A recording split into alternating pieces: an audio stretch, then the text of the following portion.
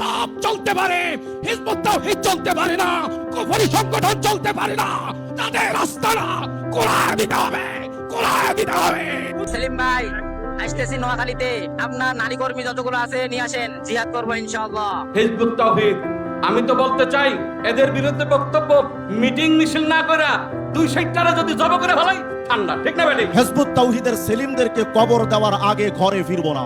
হয়তো তাদের সরকার নিষিদ্ধ করবে, নইলে সারা বাংলাদেশে কবর রচনা করা হবে ওদের। সেলিম আর তার লস্কর দাফন হয়ে যাবে। বাংলাদেশে এক ইঞ্চি ভূখণ্ডের মধ্যে কোথাও হিজবুত তাওহীদকে দাঁড়াতে দেওয়া হবে না। ইনশাআল্লাহ আমাদের বড় রাজ্যে কর্মসূচি দিবেন, প্রস্তুত আছেন তো সবাই ইনশাআল্লাহ? এই হোসেন মোহাম্মদ সেলিমকে যেথায় পাবা ওকে সরাসরি হত্যা করে ফেলে, আর শাস্তি এটাই। হাজার হাজার জনতার সামনে আজকে এই কথা বলে যাচ্ছি, তুমি মিথ্যা ওয়াজ করে আমার বাড়িতে হামলা করার জন্য উস্কানি দিচ্ছ। তোমার বাড়ি রক্ষার জন্য আমি মাঠে নেমেছি। আমার ভাইদেরকে হত্যার জন্য ফতোয়া দিচ্ছ, তোমার সন্তানকে রক্ষার জন্য আমি লড়াই করছি। তোমরা বলছো জনগণের সামনে আমরা নাকি ইসলামের বিরুদ্ধে দাঁড়িয়েছি, নাকি আমরা নাকি ইসলামকে ধ্বংস করতে দাঁড়িয়েছি। No, never. আমরা ইসলামকে প্রতিষ্ঠা করতে দাঁড়িয়েছি।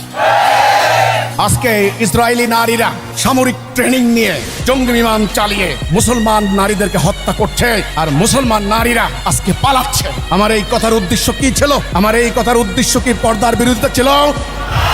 সেখানে আমি কি পর্দা নিয়ে কোনো কথা বলেছি? আমি বলেছি জুব্বা পরে পালাচ্ছে।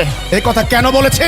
এই কথা বলেছি আমার নারীদেরকে যদি এইভাবে জিহাদ শিক্ষা দেওয়া হতো, প্রতিরোধ শিক্ষা দেওয়া হতো, সঠিক নেতৃত্ব দিয়ে ইসলামের সঠিক আদর্শ শিক্ষা দেওয়া হতো, তাহলে ওরা পালাতো না, ওরা প্রতিরোধ রচনা করত। উম্মতে মুহাম্মদের নারীরা রণাঙ্গনে গিয়ে লড়াই করেছে, তোমরা অস্বীকার করছো। উম্মতে মুহাম্মদের নারীদেরকে নাকি রণাঙ্গনে নেওয়া হয় নাই। কি করে মিথ্যা কথা তোমরা বলতে পারো?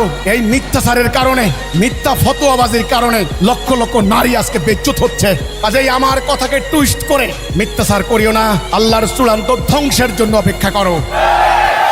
আমাদের সম্পর্কে ধারণা বিশ্বময় আজকে মানুষ জানতে পাচ্ছে।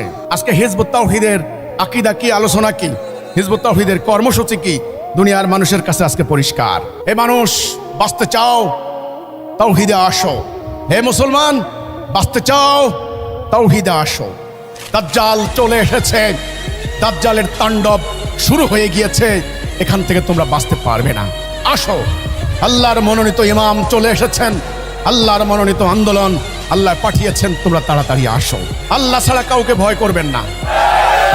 ওরা হাসবে, ওরা তিরস্কার করবে, ওরা টিপ্পনি কাটবে, হাসতে দিন, ওরা হাসুক। ওরা আপনাদেরকে প্রতিরোধ করতে পারে, হামলা করতে পারে, আক্রমণ করতে পারে, গালাগালি করতে পারে। রাসূলকে করা হয় নাই, রাসূলের সাহাবীদেরকে করা হয় নাই, পাত্তা দিবেন না। আপনার কথা আপনি বলুন উত্তম যুক্তি এবং হিকমত সহকারে।